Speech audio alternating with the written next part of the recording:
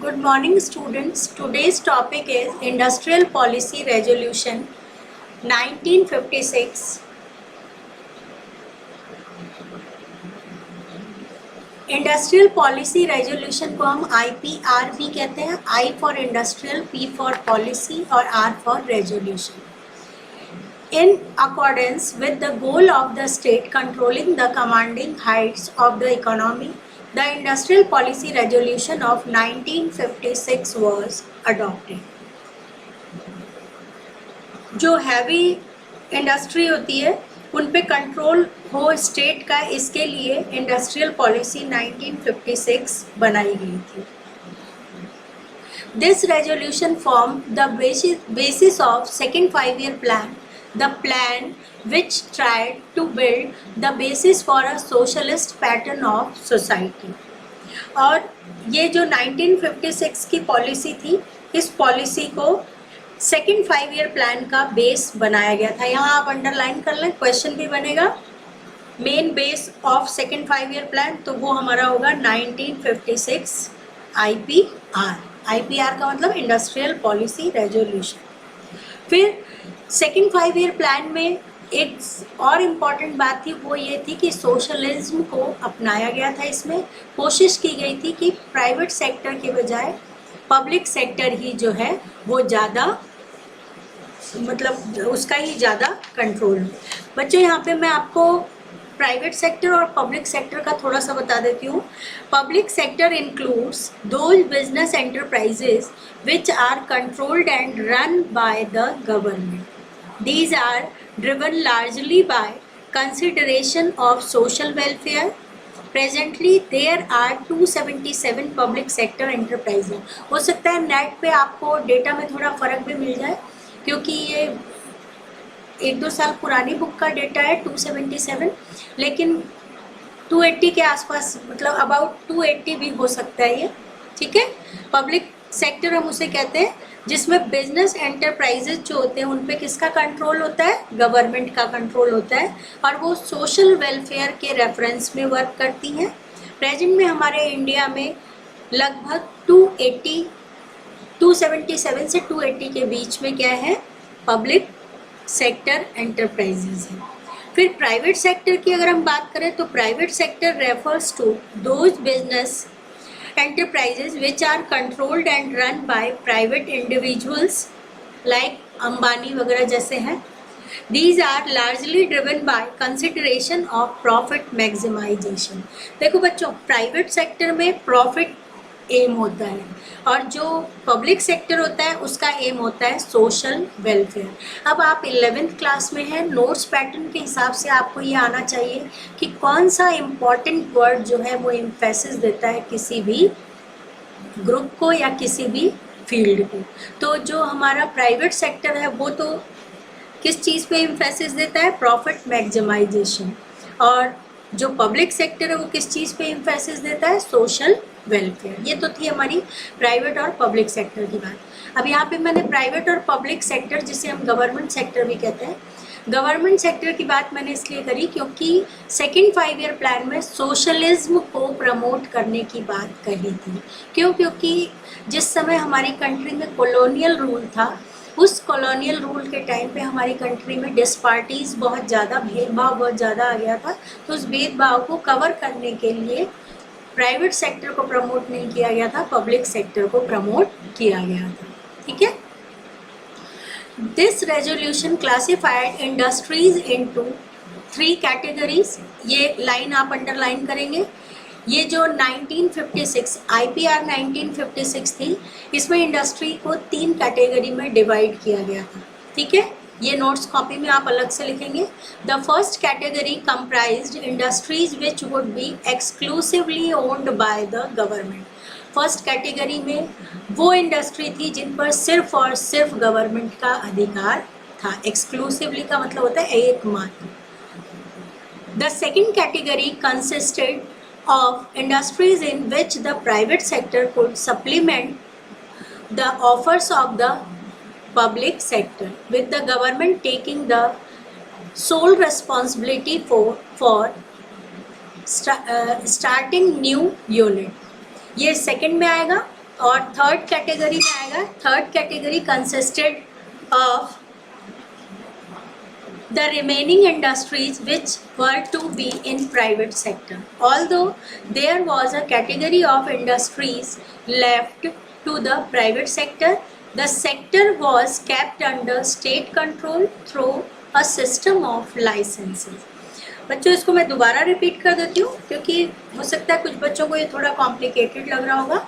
ये जो IPR 1956 थी, इसमें 3 कैटेगरी में इंडस्ट्रीज को बांटा गया था। फर्स्ट कैटेगरी में वो इंडस्ट्री थी जिस पर सिर्फ और सिर्फ एक्सक्लूसिवली यानी केवल किसका अधिकार था, गवर्नमेंट का। और दूसरे में वो थे जिसमें प्राइवेट सेक्टर गवर्नमेंट सेक्टर के साथ मिलकर काम कर सकते थे, लेकिन अपनी कोई भी न्यू यूनिट स्टार्ट करने की जो जिम्मेदारी थी या रिस्पॉन्सिबिलिटी थी वो केवल स्टेट की होगी। यानी न्यू यूनिट कौन स्टार्ट कर सकता था, सिर्फ गवर्नमेंट स्टार्ट कर सकती थी, उसकी हेल्प के लिए प्राइवेट सेक्टर उनके साथ काम करता था। सेकंड कैटेगरी में था। और थर्ड जो कैटेगरी आपकी दी हुई है, उन थर्ड कैटेगरी में वो सारी इंडस्ट्री थी जो केवल प्राइवेट सेक्टर में आती थी। इट मीन्स कि सबसे नीचे वाली जो कैटेगरी थी वो प्राइवेट सेक्टर को बिलोंग करती थी। ठीक है, फिर ये सारा समझ आ गया होगा आपको। इसके बाद हम देखते हैं कि लाइसेंसिंग सिस्टम को भी इसमें प्रमोट किया गया था। No new industry was allowed unless a licence was obtained from the government. मतलब कोई भी नई इंडस्ट्री बिना गवर्नमेंट के लाइसेंस के नहीं बनाई जा सकती। This policy was used for promoting industry in backward region. और ये जो पॉलिसी थी, ये फीचर्स हैं पॉलिसीज़ की, इसकी कैरेक्टरिस्टिक्स हैं, क्या क्या अच्छाइयाँ थी। तो ये बैकवर्ड रीजन में यानी पिछड़े हुए इलाकों में इंडस्ट्री को प्रमोट करने के लिए ये पॉलिसी बनाई गई थी। It was easier to obtain a license if the industrial unit was established as an economically backward area. In addition, such units were given certain concession such as tax benefit and electricity at a lower tariff. The purpose of this policy was to promote regional equality. इसको आप underline करेंगे, purpose of this policy heading डालेंगे और फिर उसके आगे ये पूरी लाइन लिखेंगे। The purpose of this policy was to promote regional equality. Even an existing industry had to obtain a licence for expanding output और for diversifying production producing a new variety of goods, उसके कहते हैं हम diversifying production. बच्चों ये जो policy थी इसके कुछ इम्पॉर्टेंट फीचर्स या फिर कैरेक्टरिस्टिक्स हम कहें एक ही बात है, ये सब कैरेक्टरिस्टिक्स हैं इसके कि इसको बैकवर्ड एरिया में प्रमोट करने के लिए बनाया गया था, जो पिछड़े हुए इलाके थे उनके लिए बनाई गई थी ये। फिर उसके बाद हम देखते हैं इन यूनिट्स को, जिन यूनिट्स को बैकवर्ड एरिया के लिए बनाया गया था उनको कुछ सब्सिडी या फिर कुछ छूट दी गई थी। जैसे टैक्स में छूट दी गई थी और टैरिफ जो होता है ना, मतलब एक रीजन से हम दूसरे रीजन में जाते हैं तो उसके लिए टैक्स लगाया जाता है, तो उस टैरिफ टैक्स को भी कम किया गया था। आपने 10th क्लास में जॉल्वरिन पढ़ी थी, याद होगा आपको। जॉल्वरिन में भी हमने यही पढ़ा था कि टैरिफ टैक्स यानी इकोनॉमिकली बर्डन को कम करने के लिए ट्रीटी ऑफ जॉल्वरिन की गई थी। तो वैसे ही इसमें टैरिफ को भी कम कर दिया गया था और साथ में ही इसमें कम कीमत पर बिजली भी प्रोवाइड कराई गई थी। और ये जो नीति थी या पॉलिसी थी, इसका मेन एम क्या था, रीजनल इनइक्वालिटी को कम करना या रीजनल इक्वालिटी को प्रमोट करना। ठीक है, अब जब आप नोट्स बनाएंगे तो आपको क्या करना होगा, 2-3 बातों का ध्यान रखना होगा। एक तो आप ये ध्यान रखेंगे कि IPR का फुल फॉर्म क्या है, कौन से ईयर में बनाई गई थी, कौन से 5 ईयर प्लान में इसको फॉर्म किया गया था, उसका बेसिस क्या था, फिर इसकी कैरेक्टरिस्टिक्स क्या है, इसका मेन एम क्या है, ये सब आप अलग अलग हेडिंग डाल के लिखेंगे।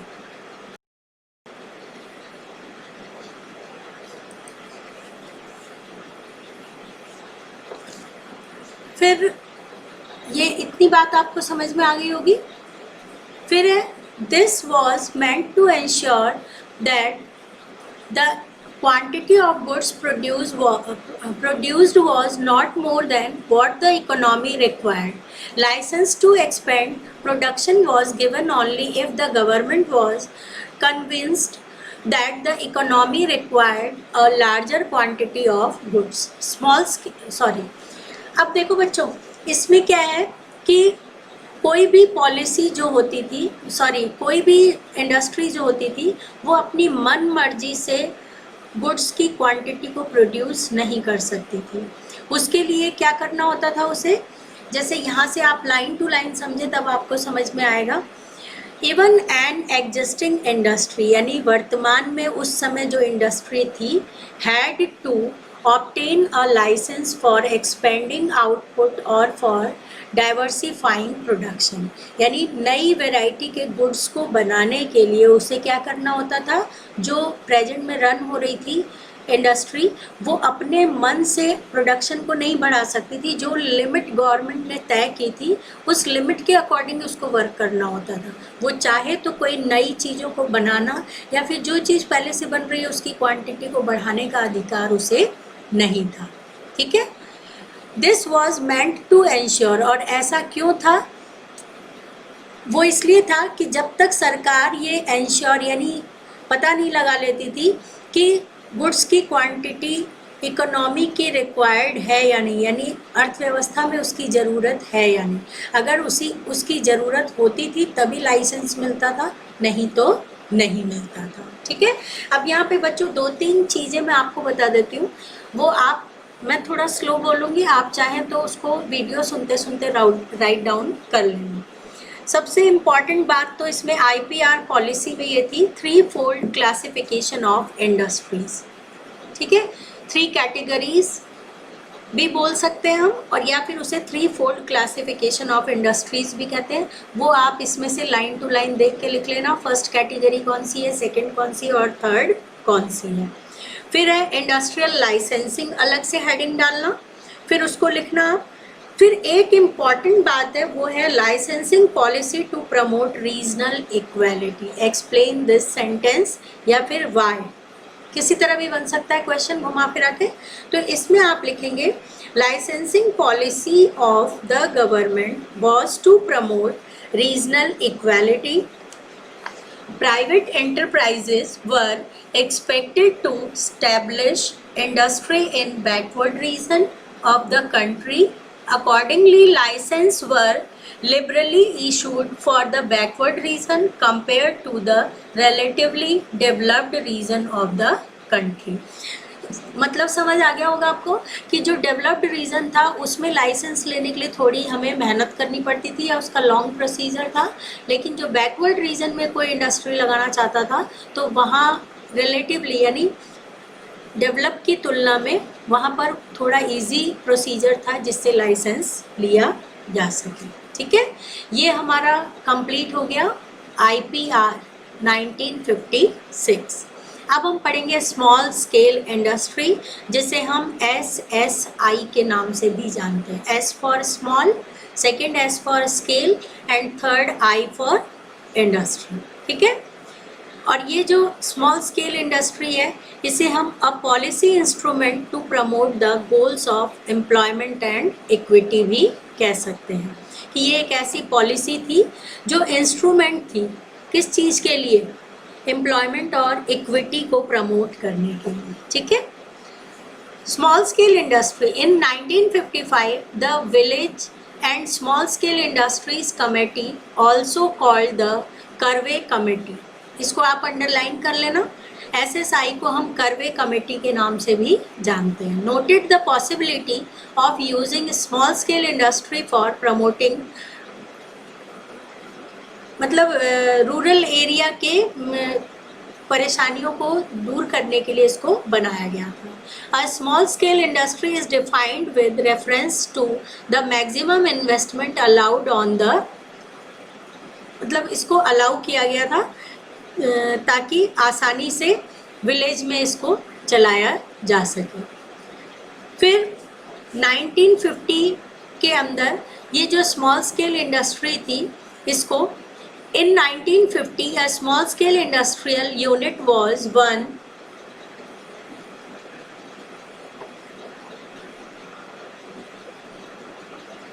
a maximum of rupees 5 lakh. At present the maximum investment allowed is rupees 1 crore. ये बच्चों इसकी लिमिट है कि स्मॉल स्केल इंडस्ट्री जो थी उसमें कितने रुपए खर्च कर सकते थे, 5 लाख रुपीज़. मतलब मैक्सिमम इसकी लिमिट उस समय, जिस समय ये बनाई गई थी 1950 में, उस समय इसकी लिमिट थी 5 लाख, और प्रेजेंट में इसकी इन्वेस्टमेंट की लिमिट है 1 crore. It is believed that small scale industries are more labor intensive, that is they use more labor than the large scale industry and therefore generate more employment. बच्चों बहुत ध्यान से एक एक वर्ड आपको पढ़ना है. ये तो उसकी लिमिट थी कि कितनी मैक्सिमम लिमिट है और उस समय की और प्रेजेंट की कितनी है. उसके बाद है ये जो SSI होती है, ये लिट यूज़ करती है, लेबर इंटेंस टेक्निक. ये मैंने आपको पहले 10th क्लास में भी पढ़ाया था. लिट और सिट दो टेक्निक होती है. सिट कहते हैं कैपिटल इंटेंस टेक्निक को, जिसमें हम मशीनरी वगैरह का इस्तेमाल करते हैं, हाथ से काम नहीं करके हम न्यू टेक्नोलॉजी का यूज़ करते हैं, उसे हम सिट कहते हैं. और बड़ी बड़ी इंडस्ट्री सिट का यूज़ करती है. और जो SSI होती है वो ऑलमोस्ट लेबर इंटेंस टेक्निक का यूज़ करती हैं, हाथ से या मैनुअली वर्क किया जाता है, उसे लिट कहते हैं. ठीक है. L for labour, I for intensive और T फॉर टेक्निक. इसमें सिर्फ लेबर इंटेंसिव लिखा हुआ है. दैट इज, अब उसका मीनिंग भी लिखा हुआ है, they use more labour than the large scale industry and therefore generate more employment. जब ज़्यादा लोग काम करेंगे तो ज़्यादा लोग को एम्प्लॉयमेंट मिलेगा.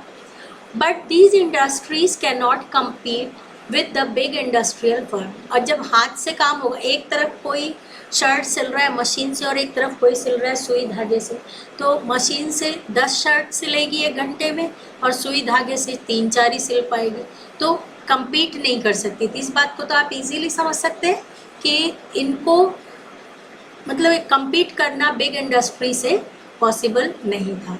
It is obvious that development of small scale industry required them to be shielded from the large firms. For this purpose, the production of a number of products was reserved for the small scale industry. The criterion of reservation being the ability of these units of manufacture the goods. They were also given concessions such as lower excise duty and bank loans at lower interest rate. अब बच्चों आपको मालूम है ये compete नहीं कर सकती थी बिग इंडस्ट्री से, तो फिर हमें क्या करना होगा, कुछ ना कुछ इनके लिए करना होता है. ठीक है. क्योंकि ये लेबर इंटेंस टेक्निक को यूज़ करती है, इसलिए वो ज़्यादा प्रतिस्पर्धा या कंपटीशन नहीं कर सकती है. तो इसके लिए बड़े उद्योगों से इनकी रक्षा करने के लिए हमें क्या करना होगा, बहुत सारे ऐसे प्रोडक्ट थे जिन्हें स्मॉल स्केल इंडस्ट्री के लिए रिजर्व कर दिया गया था. और इस रिजर्व के कारण ही क्या हुआ था, इनको कुछ रियायतें यानी कंसेशन भी दिया था. और वो कंसेशन था जैसे lower excise duty. Excise duty उसे कहते हैं जो प्रोडक्शन पे हमें टैक्स देना होता है. फिर कम ब्याज दर पर बैंक से ऋण मिलना, ये सब इनको प्रोवाइड कराया गया ताकि ये बिग इंडस्ट्री से थोड़ा कंपटीशन कर सके. ये तो था हमारा SSI. अब हम पढ़ेंगे trade policy, import substitution. Trade policy को हिंदी में हम व्यापार नीति कहते हैं, और इंपोर्ट का मतलब आयात होता है और सब्स्टिट्यूशन का मतलब प्रतिस्थापन होता है, ये आपको मालूम है. The industrial policy that India adopted was closely related to the trade policy. In the first 7 plan, trade was characterized by what is commonly called an inward-looking trade strategy. Technically, this strategy is called import substitution. This policy aimed at replacing or substituting imports with domestic production. बच्चों ये जो trade policy और import substitution था, तो ये लगभग दोनों आपकी फर्स्ट लाइन में दिया हुआ, the industrial policy that India adopted was closely related to the trade policy. और जो फर्स्ट 7 प्लान्स थे, यानी पहले से लेके 7वें प्लान तक जो था, उसमें what is commonly called an inward looking trade strategy. Technically this strategy is called import substitution. इसको आप अंडरलाइन कर लेना. इसका मतलब ये था कि हमारे द्वारा जो औद्योगिक नीति अपनाई गई थी ना, वो हमारी ट्रेड पॉलिसी से बहुत ज़्यादा जुड़ी हुई थी. और पहली जो 7 5-year प्लान थे, पहले से लेके 7वें तक, उसमें ज़्यादातर क्या था कि हमारे खुद की कंट्री के अंदर ही ट्रेड को बढ़ाने की बात कही गई थी. अंतर्मुखी था हमारा जो व्यापार था उस समय, इंपोर्ट एक्सपोर्ट को नहीं बल्कि इनवर्ड लुकिंग ट्रेड स्ट्रैटेजी थी, यानी अंतर्मुखी थी. इनवर्ड लुकिंग का मतलब होता है अंतर्मुखी थी, अपने ही देश में बढ़ावा दे रहे थे हम. और इसीलिए टेक्निकली ये जो पॉलिसी थी, इसको हम क्या कहते हैं, इम्पोर्ट सब्स्टिट्यूशन कह सकते हैं. मतलब ये इस पॉलिसी को, ट्रेड पॉलिसी को हम इम्पोर्ट सब्स्टिट्यूशन पॉलिसी कह सकते हैं. और इस पॉलिसी का जो मेन एम था वो था इम्पोर्ट के बदले जो हमारा डोमेस्टिक प्रोडक्शन था उसको पूरा करना. जैसे फॉरेन के अंदर जो भी गाड़ियाँ वगैरह बनती हैं, उनको आयात करने के बजाय क्या करना था, मतलब उनको इंपोर्ट करने के बजाय उनको भारत में ही बनाने के लिए प्रोत्साहन दिया जाए. ऐसा जैसा अभी प्रेजेंट में नरेंद्र मोदी ने कहा है, आत्मनिर्भर भारत. ठीक है, तो वही वाली बात है. ये जो लाइन आपके दी हुई है कि this policy aimed at replacing और substituting imports with domestic production, यानी इम्पोर्ट को कम करना और डोमेस्टिक प्रोडक्शन को बढ़ावा देना. फिर इसमें एग्जाम्पल दे रखा है, for example instead of importing vehicles, यानी व्हीकल्स को इम्पोर्ट करना छोड़कर made in a foreign country, industries would be encouraged to produce them in India itself. ये प्रेजेंट में भी मोदी यही कह रहे हैं, मिस्टर नरेंद्र मोदी, कि हमें हमारी कंट्री में ही सामान को बनाना चाहिए क्योंकि इससे आत्मनिर्भरता आती है. तो हमारी ट्रेड पॉलिसी का भी मेन एम यही था. इम्पोर्ट सब्स्टिट्यूशन का मतलब आप समझे बच्चों कि हम इम्पोर्ट नहीं करेंगे, अपनी ही कंट्री में सेल्फ सफिशिएंसी को प्रमोट करेंगे. यानी इम्पोर्ट का सब्स्टिट्यूशन थी ये पॉलिसी, इसलिए इस ट्रेड पॉलिसी को हम इम्पोर्ट सब्स्टिट्यूशन के नाम से जानते हैं. ठीक है. In this policy the government protected the domestic industries from foreign competition. Simple सी लाइन है ये तो, कि इस पॉलिसी में इंडियन गवर्नमेंट क्या करना चाहती थी, कंपटीशन से प्रोटेक्ट करना चाहती थी. हम protection from imports took 2 forms, tariff and quotas. Tariff are a tax on imported goods. इसको आप अंडरलाइन कर लेना. टैरिफ क्या होते हैं, they make imported good more expensive and discourage their use.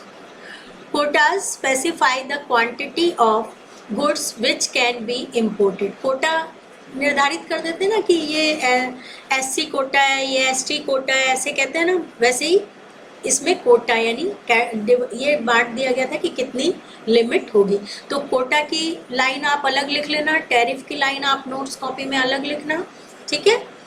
The effect of tariffs and quotas is that they restrict import and therefore protect the domestic firms from foreign competition. ये बच्चों easy लाइनें हैं.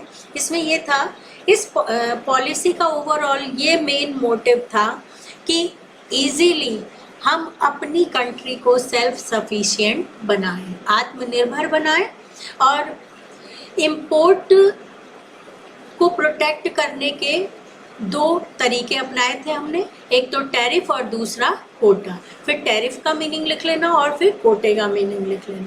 तो इस तरीके से हम देखते हैं कि जब टैरिफ लगाया जाता है तो कोई सामान अगर 5 रुपए की है तो सीमा शुल्क जब उस पर लगाया जाएगा तो वो 5 से बढ़कर 7 रुपए की हो जाएगी। ऐसा हमने जॉल्वरिन में भी पढ़ा था कि 11 टाइम टैक्स लगाया गया, जिसके कारण सस्ता सामान भी बहुत एक्सपेंसिव यानी महंगा हो गया। तो उस चीज़ से बचाने के लिए कि मतलब जब महंगा हो जाएगा तो हम फॉरेन गुड को नहीं अपनाएंगे और हम अपने देश से कंपैरिजन करेंगे और उससे क्या होगा, हमारी खुद की ट्रेड पॉलिसी ज़्यादा प्रमोट होगी।